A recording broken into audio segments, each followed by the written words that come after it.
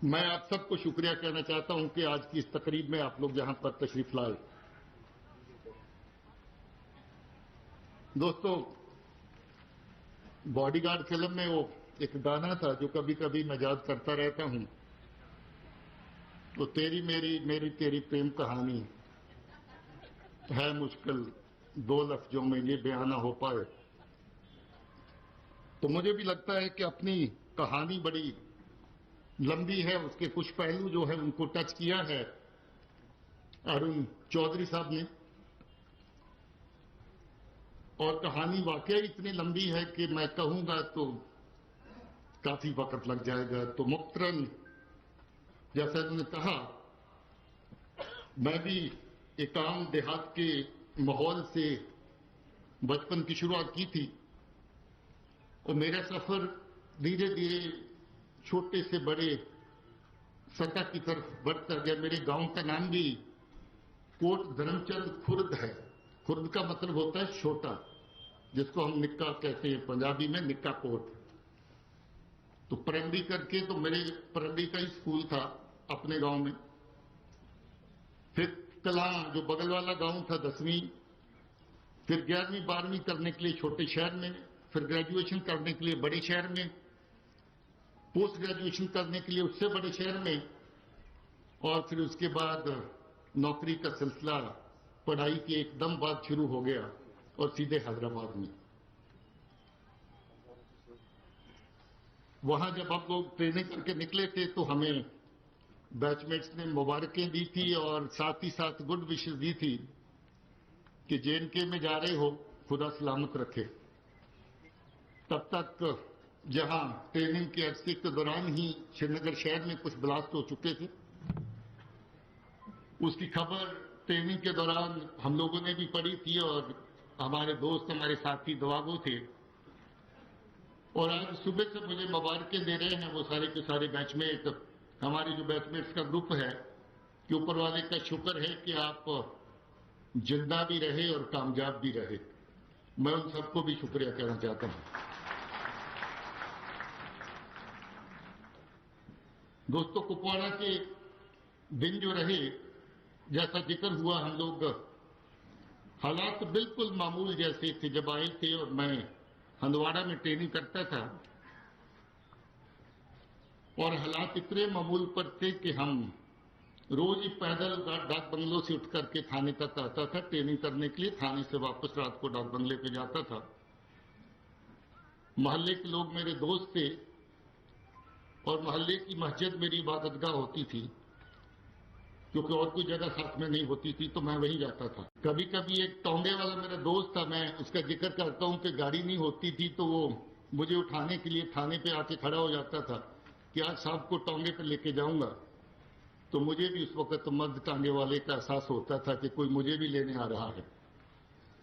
मैं ट्रेनिंग टांगे पे ही करता रहा या पैदल करता रहा, क्योंकि गाड़ियां कम थी और गाड़ी जो अवेलेबल थी वो भी कहीं और चली गई थी, क्योंकि मैं ट्रेनिंग करने के लिए शायद डिस्ट्रिक्ट एसपी ने सोचा था कि पैदल और टांगे पे चलना ज्यादा अच्छा होगा। वही तैनाती हुई, कुपवाड़ा में एसपी हेडक्वार्टर बने।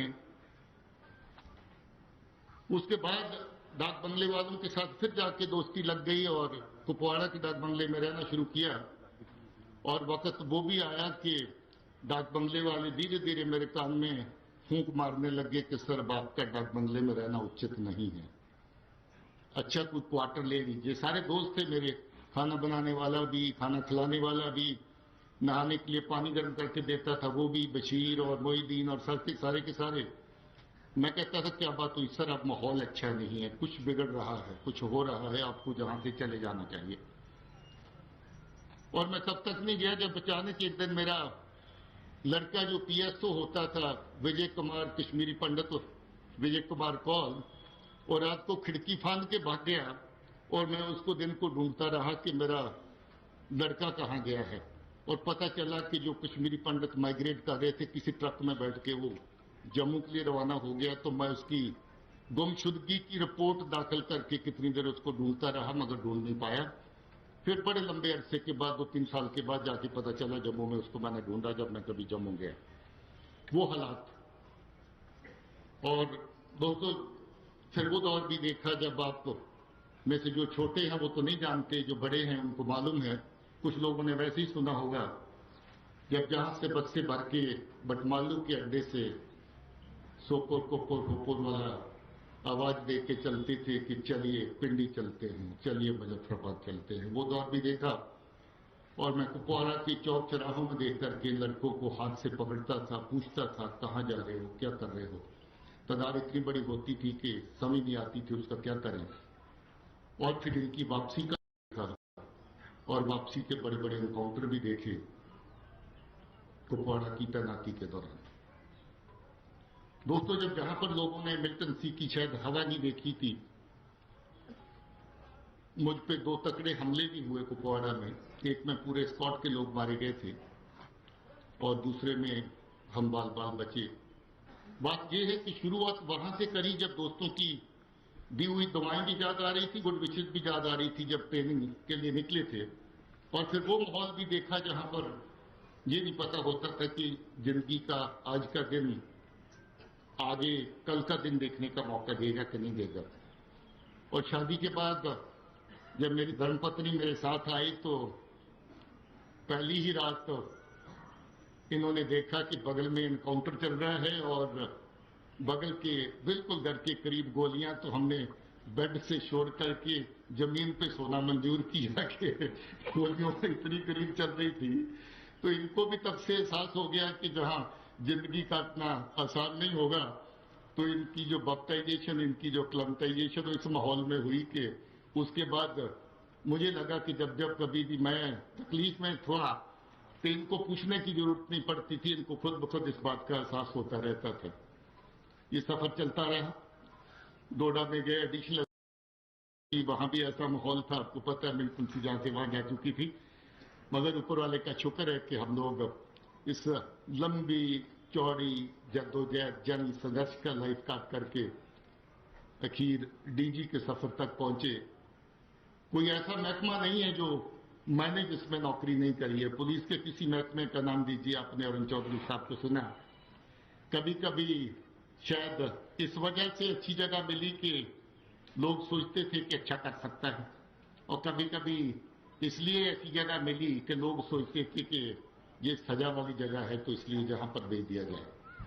मगर मुझे कोई जगह आज तक खराब नहीं लगी। दोस्तों, मुझे इतना अच्छा लगा जहां होमगार्ड का विंग कितना खूबसूरत विंग है। कभी कभी लोग उसमें जाते हैं तो सोचते हैं कि पता नहीं क्या तूफान हो गया, क्या गलत हो गया। मेरे लिए होमगार्ड में रहते हुए हर दिन एक जश्न की तरह होता था। मैंने एक भी दिन वहां कभी जाया नहीं किया। ट्रेनिंग एकेडमी में गया तो वहां पर भी देखा। और दोस्तों, ये मेरा सफर कभी भी इतना कामयाब नहीं हो सकता था अगर जम्मू कश्मीर पुलिस का इतना लंबा चौड़ा परिवार, इतने साथी हमारे साथ ना होते। आप लोगों ने सब जगह हर रैंक में मेरा साथ दिया है।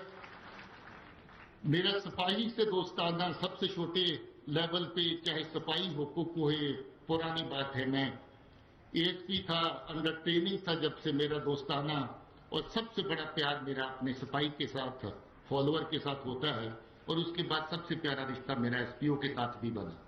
मैं इनको सबसे बड़े मूल्यवान, सबसे वैल्यूएबल एसेट अपने परिवार की समझता हूं और सबसे बड़ा सल्यूट अपने सिपाही को करता हूं। दोस्तों, मुझे बनाने के वो दिन भी याद हैं जब एडमिनिस्ट्रेशन कुछ नहीं कर सकती थी। सब जगह पे बंद सन्नाटा और एक तरह का डर और दहशत का माहौल होता था।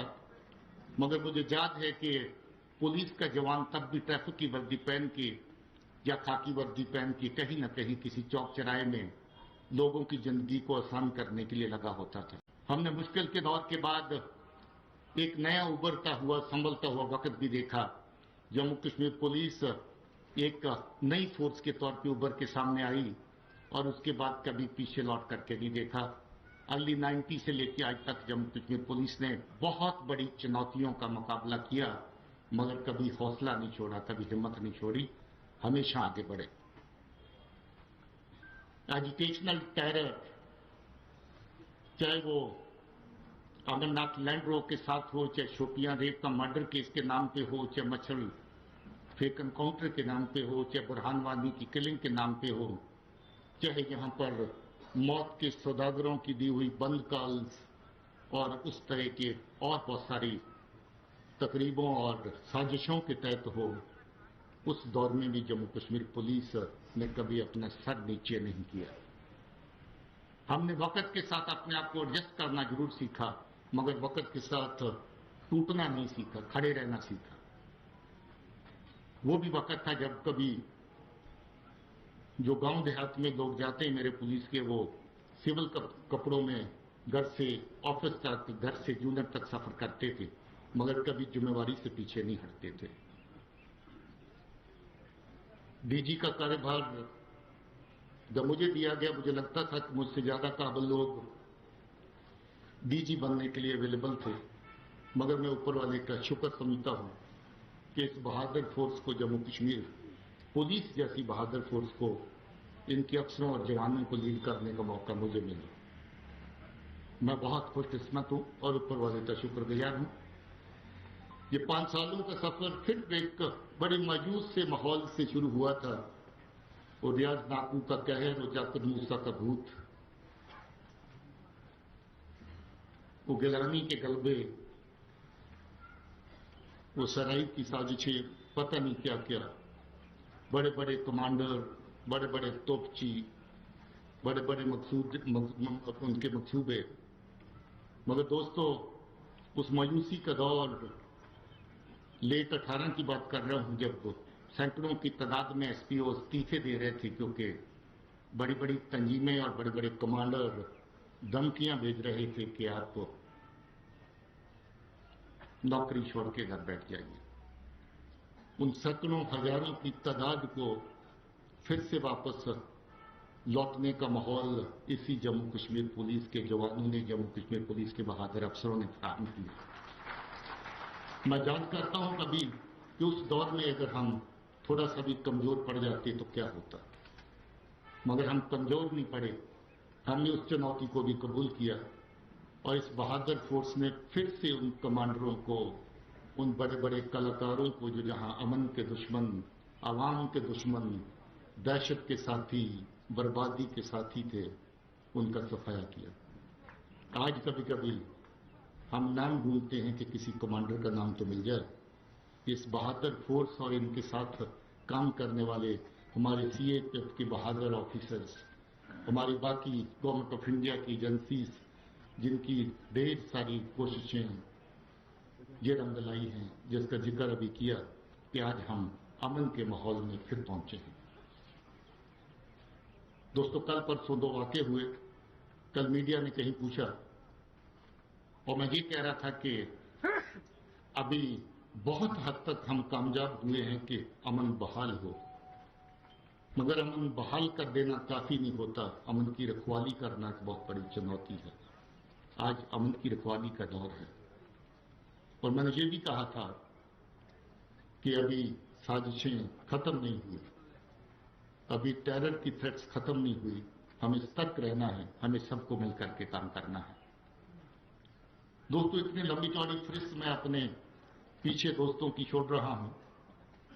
पुलिस के हर फर्द, जितना भी एसपीओ से लेकर ऊपर तक, आज भी मेरे फोन के अंदर इतने मैसेज हैं कि मुझे लगता है कि मुझे 5-7 दिन लगेंगे लोगों को मुबारकों का जवाब देने में। इतने भी लोगों के मसाइल हैं कि आज भी कुछ मसाइल मेरे फोन के अंदर होंगे। मैं रश्मि साहब को फॉरवर्ड करूंगा। मुझे एसपीओ भी मैसेज भेज लेता है, सिपाही भी मैसेज भेज लेता है, इंस्पेक्टर भी भेज लेता है, डीएसपी भी भेज लेता है और मुझे सबके मैसेज पढ़ने की आदत है और कोशिश करता हूं सबको जवाब देने की भी आदत है।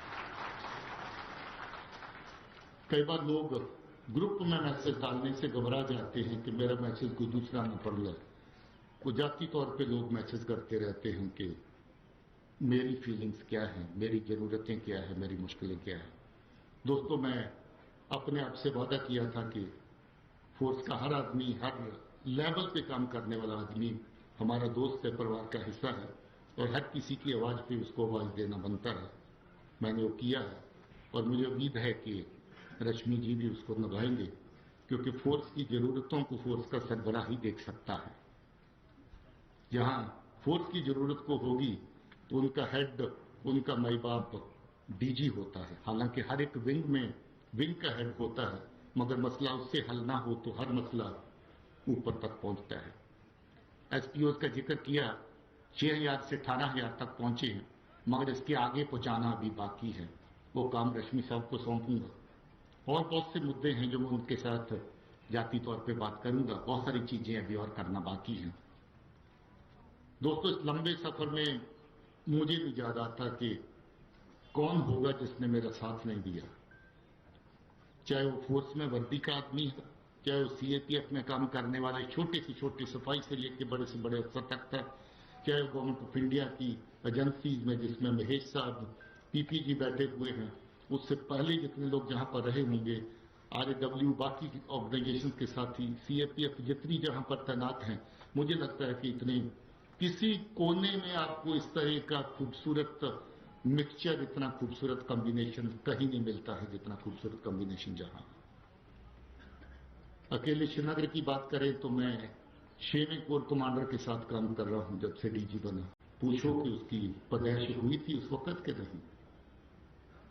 ऐसे होते हैं कुत्ते, मगर जब हाथी चलते हैं दोस्तों। मैं डीआईजी जम्मू होता था, मुझे एक डायलॉग बड़ा पसंद आता था।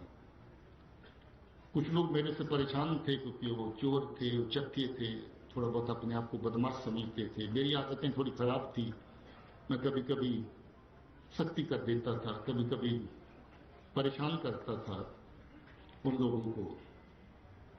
फिर कुछ लोग भौंकते थे कुत्ते की तरह, कभी वो मीडिया में, कभी अखबार में। तो मुझे लोग कहते थे फलाने ये लिखा, और मैंने कहा भाई कुत्ते भौंका करते हैं और काफले चला करते हैं।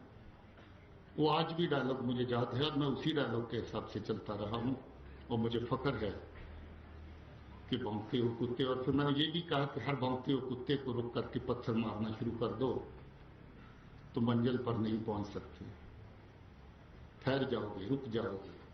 कुछ कुत्ते भौंकते रहने चाहिए क्योंकि उनका धर्म भौंकना है, और काफिले चलते रहने चाहिए क्योंकि काफिलों का धर्म मंजिल पर पहुंचना है। दोस्तों, आज लंबा सर्विस का सफर तय करके यहां तक पहुंचे हैं। अगर मैंने जितना की होती कि मैं अपने बड़े भाई के साथ स्कूल जाऊंगा, तो मैं आज रिटायर नहीं होता, मैं 15 अप्रैल 2024 को रिटायर होता। मेरी असली जन्म की तिथि जो है 15 अप्रैल 1964 है, मगर मेरी जिद थी कि मैं अपने भाई के साथ स्कूल जाऊंगा। और मेरा बड़ा भाई और मैं एक ही दिन स्कूल गए थे, और मजे की बात है कि हम दोनों क्लास फेलो थे। मेरा बड़ा भाई और मैं दोनों क्लास फेलो थे, और मेरी जिद थी, और मैं अपनी जिद की वजह से आज समय से पहले मगर बड़ी तसल्ली के साथ रिटायर हो रहा हूं। इतने बड़े परिवार के साथ, कुनबे के साथ, इतने बड़े रिश्तों के साथ रिटायर हो रहा हूं, और मुझे लगता है कि मेरी जिद अच्छी थी। अगर मैं जिद ना करता तो मैं नौकरी में भी शायद लेट ही आता। तो मैंने जिद करी और मैंने अपने टाइम पर सारा कुछ किया, नौकरी भी टाइम से शुरू कर ली, और इतना 36-37 साल की नौकरी करने के बाद अगर रिटायर हो रहा हूं। दोस्तों, एक एक का नाम नहीं ले सकता, और मीडिया के दोस्त, मुझे इनके बगैर मेरा काम नहीं चलता है।